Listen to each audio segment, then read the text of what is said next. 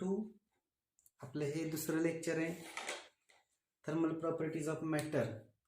याच्यामध्ये आपण कालच्याला temperature and heat, measurement of temperature, त्यानंतर Boyle's law, Charles law, thermal expansion हा भाग बघितलेला आहे. त्याच्यामध्ये आपण alpha coefficient of thermal expansion, linear expansion, त्याचा आपण फॉर्म्युला फाइंड आउट केलेला, छोटंसं डेरिव्हेशन पाहिलेलं. आज आपण या ठिकाणी aerial expansion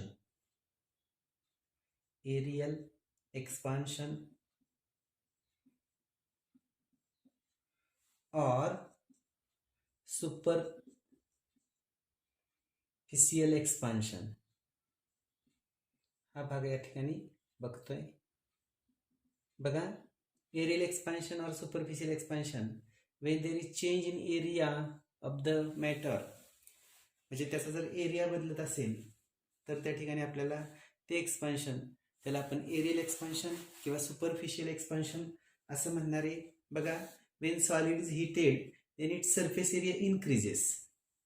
Suppose A0 be the area at 0 degree centigrade and AT area at T degree centigrade, then increase in area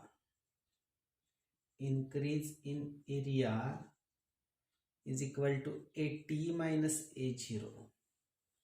Now it is found that this AT minus A0 proportional to A0 and AT minus A0 proportional to T.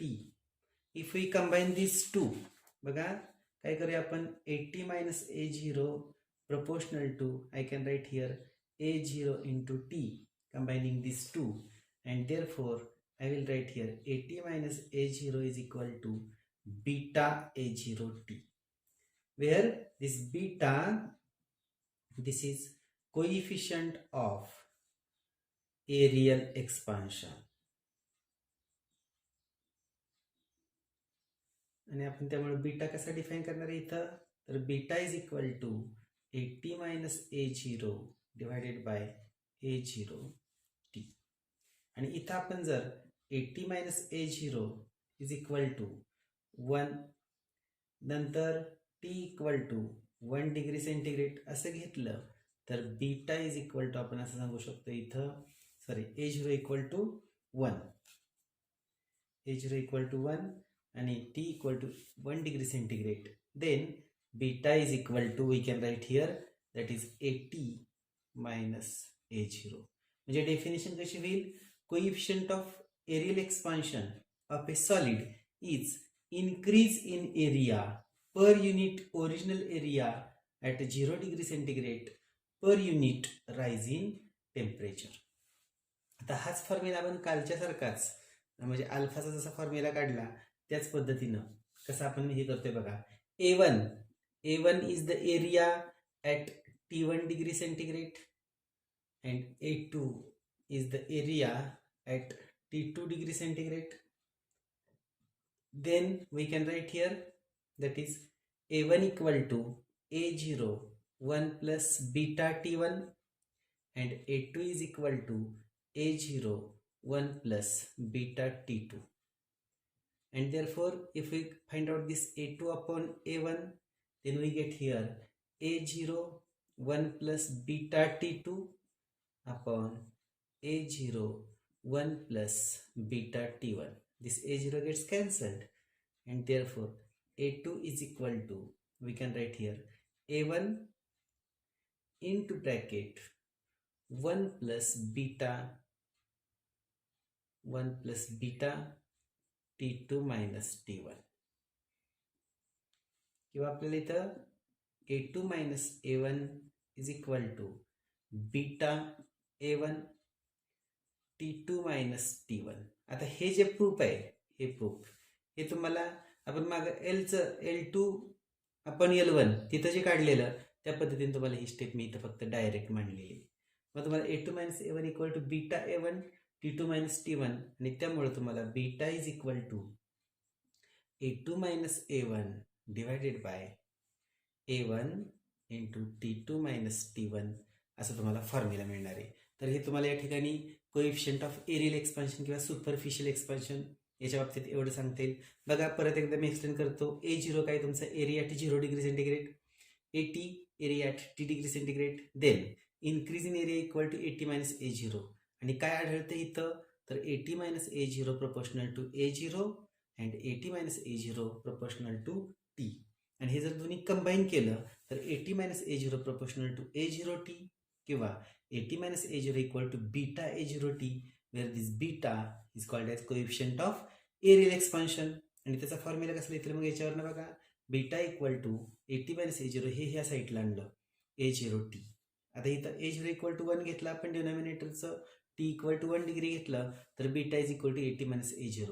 आणि याच्यावरनं तुम्हाला व्याख्या कशी देता येईल, definition कशी देता येईल, coefficient of areal expansion of a solid is increase in area per unit original area at 0 degree centigrade per unit degree rise in temperature. आता हेच फॉर्म्युला आपण दोन वेगवेगळ्या टेम्परेचरला जर दोन एरिया असतील तर कसा प्रूव्ह करू शकतो बघा. मला या ठिकाणी A1 with the area of the matter or solid at T1 degree centigrade आणि A2 हा तुमचा area at T2 degree centigrade. मग या फॉर्म्युल्याचाच यूज करून आपण A1 बरोबर काय लिहू शकतो, A01 प्लस बीटा T1. त्याला आपण L1 असं लिहिलं बघा, L1 is equal to L01 plus alpha T1. तसंच हा सेम फॉर्म्युला आपण घेतला. आणि A2 equal to A01 plus beta T2. Direct आपण A2 अपॉन A1 हा रेशो घेऊया, A01 plus beta T2 upon A01 plus beta T1. आणि मग A2 equal to A1 plus beta T2 minus T1 हे आपण काल प्रूफ बघितलेलं आहे, त्या ठिकाणी L2 साठी बघितलेलं. आणि मग A2 minus A1 equal to beta A1 T2 minus T1. आणि मग beta equal to A2 minus A1 upon A1 T2 minus T1. हे तुम्हाला एरियल एक्सपान्शनसाठी एवढं सफिशियंट आहे. त्यानंतर आपण पुढच्या आर्टिकलकडे वळूया.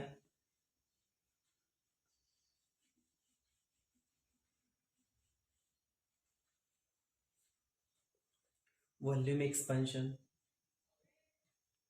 व्हॉल्यूम एक्सपान्शन किंवा त्यालाच आपण क्युबिकल एक्सपान्शन असे म्हटलं तरी चालू शकेल. व्हॉल्यूम एक्सपान्शन और क्युबिकल एक्सपान्शन. काय बघा, when body is heated then its volume increases and this type of expansion is called as volume expansion. बघा आता मागा जगातच V0 volume at 0 degree centigrade आणि VT हा काय volume at T degree centigrade.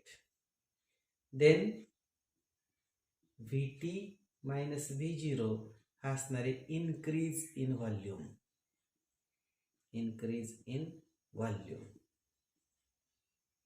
आणि मग काय आढळतं इथं, तर VT minus V0 proportional to V0 आणि VT minus V0 proportional to T. हे जर कंबाईन केलं तर काय लिहिता येईल बघा, VT minus V0 proportional to V0T. आणि मग VT minus V0 equal to, इथं मी गॅमा म्हणतो, gamma V0T, where gamma it is the coefficient of volume expansion. Coefficient of volume expansion. आणि मग इथं गॅमा इज इक्वल टू काय होईल, VT minus V0 divided by V0 into T.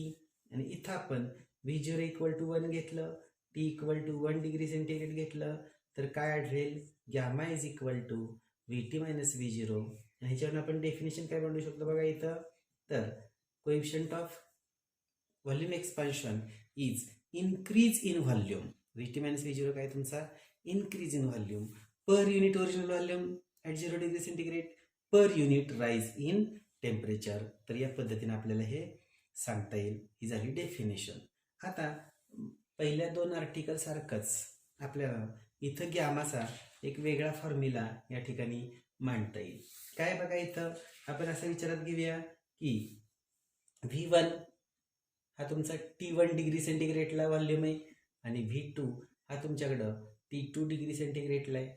मग आपण V1 इक्वल टू काय म्हणू शकतो, V0 1 प्लस गॅमा T1 आणि V2 is equal to V0 1 plus gamma T2.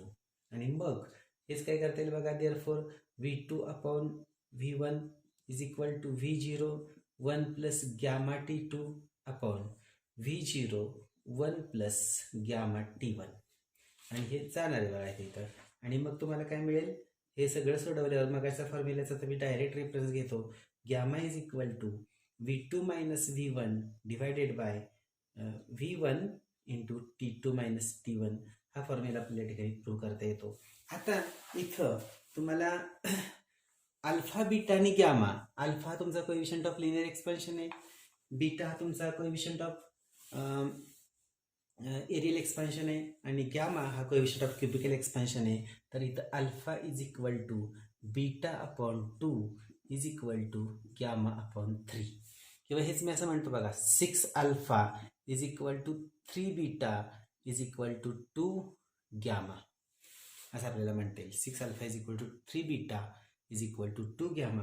हे तिघांमधलं सुद्धा रिलेशन या ठिकाणी आपल्याला सांगता येईल. तर हे तुम्हाला तिन्ही प्रकारची एक्सपान्शन आपण बघितली आणि त्याचं आपल्याला काय मिळालं, तर यांच्यातली रिलेशन अल्फा बीटा गॅमा यांचे फॉर्म्युले हे आपल्याला या ठिकाणी मिळालेले आहेत.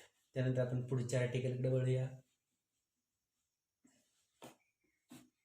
बघा, एनामॉलस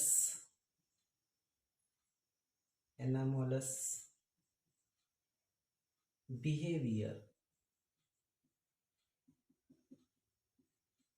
of water. Anomalous behaviour of water काय म्हणले बघा आता इथं, तर when water is heated from 0 to 4 degree centigrade, 0 to 4 degree centigrade, then it contracts. Water जर आपण 0 to 4 degree centigrade पर्यंत जर आपण हीट केलं तर contracts, and after 4 degree centigrade to 100 or whatever it expands. म्हणजे पाणी तुमचं 0 ते 4 degree centigrade जर आपण तापवलं तर ते कॉन्ट्रॅक्ट होतं आणि 4च्या पुढे जर आपण तापवलं तर ते काय होतं, त्या ठिकाणी एक्सपांड होतं. याचाच अर्थ काय, from 0 to 4 degree centigrade density contract होते. याचा अर्थ density increases and after that density decreases. Expansion झाल्यामुळे डेन्सिटी काय होणार आहे, डिक्रीज होणार आहे. Due to this during cold water freezes from top. त्यामुळे ड्युरिंग कोल्डला काय होतं, तर पाणी जे तुमचं फ्रीज होतं ते टॉपपासून फ्रीज व्हायला लागतं. The graph of volume versus temperature. बघा, आपण 2 ग्राफ इथं बघणार आहे. पहिला ग्राफ आहे तो व्हॉल्यूम वर्सेस टेम्परेचर. इकडे मी घेतला व्हॉल्यूम आणि इकडे घेतलं मी टेम्परेचर. आणि दुसरा ग्राफ आपण बघू इथे लगेचच, त्यालाच पॅरलल, तर तो तुमचा डेन्सिटी वर्सेस टेम्परेचर. मग कसा ग्राफ मिळणार आहे तो, तर आपण असं घेतलं 1 2 3 4 5 6 7. तर काय होणार इथं आपल्याला 1 पासून 4 पर्यंत, मी जर थोडासा वेगळा पेन घेतो इथं, 1 पासून आपल्याला 4 degree centigrade पर्यंत तुम्हाला व्हॉल्यूम कमी झालेला दिसेल, असा कमी झालेला दिसेल, आणि 4 पासून तो पुन्हा असा वाढलेला दिसेल. आणि आपण जर व्हॅल्यू बघितली तर ही व्हॅल्यू तुम्हाला 1.0 आणि इथं मात्र 1.0013 अशी मिळणार आहे. म्हणजे 100 degree centigradeला तो बरोबर त्याचं काय होईल, तर जर आपण हे बघितलं तर आपल्याला 1.04343 अशी आपल्याला त्याची व्हॉल्यूम मिळणार आहे.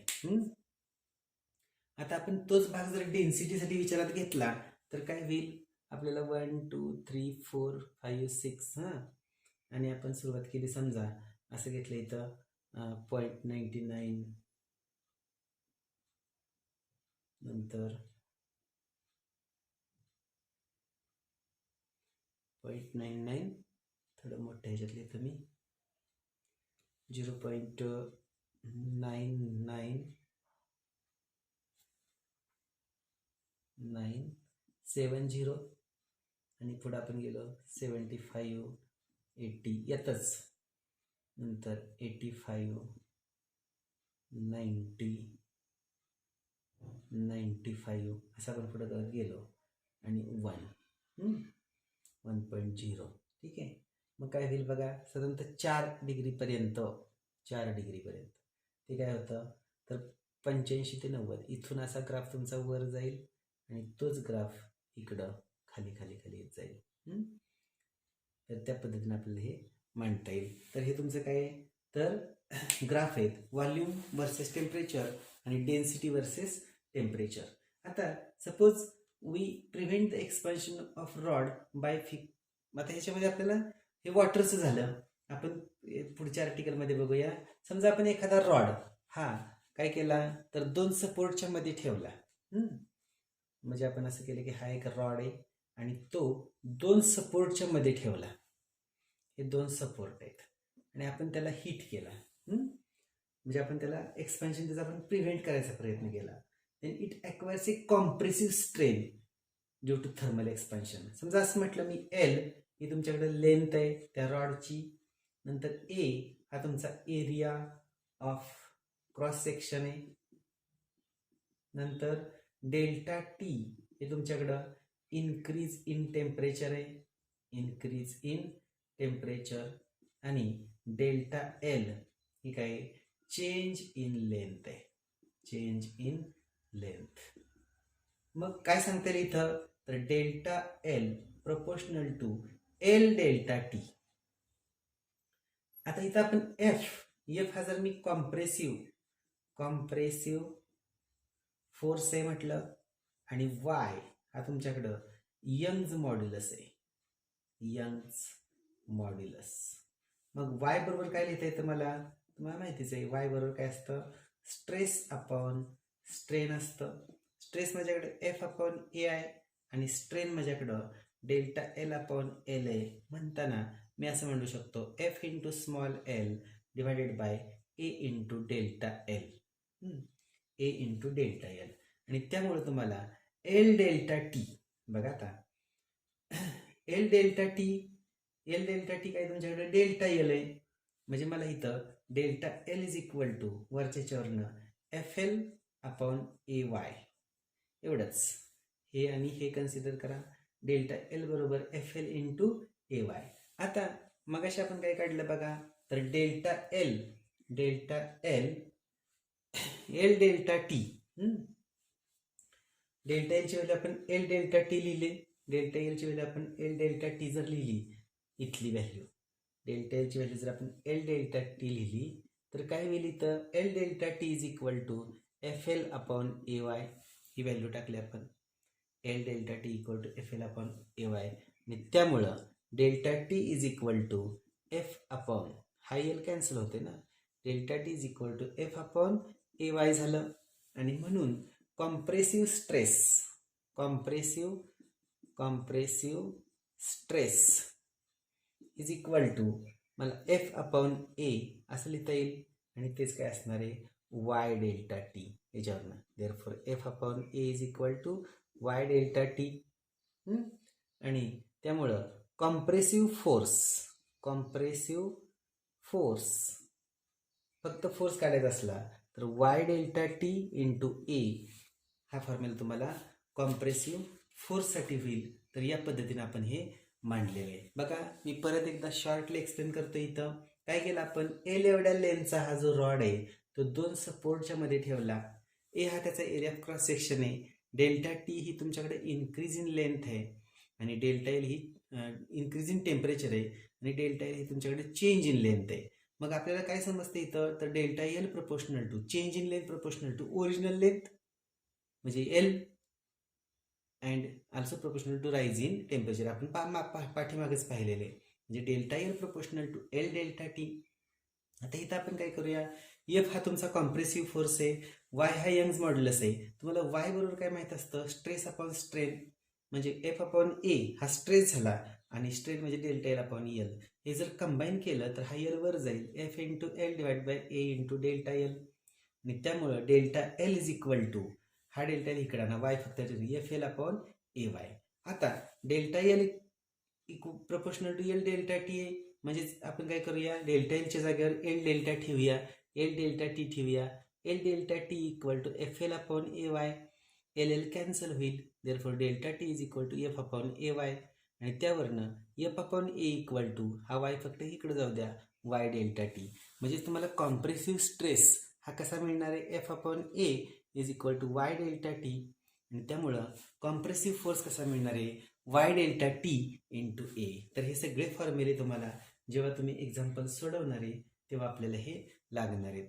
तर या पद्धतीने आपण हे बघितलेले आहे. म्हणजे आजच्या तासाला आपण या ठिकाणी काय काय बघितलं बघा, तर कोएफिशियंट ऑफ एरियल एक्सपान्शन बीटाचा फॉर्म्युला बघितला, coefficient of volume expansion cubical expansion त्याच्यामध्ये गॅमाचा फॉर्म्युला बघितला, अल्फा बीटा आणि गॅमा यांच्यातलं रिलेशन बघितलं, नंतर ॲनॉमलस बिहेवियर ऑफ वॉटर हाही भाग बघितला, आणि नंतर आपण कॉम्प्रेसिव्ह स्ट्रेस किंवा compressive force and rod is fixed between two rigid supports and if its temperature is increased then that created compressive stress और कॉम्प्रेसिव्ह फोर्स, याचाही फॉर्म्युला आपण त्या ठिकाणी पाहिलेला आहे.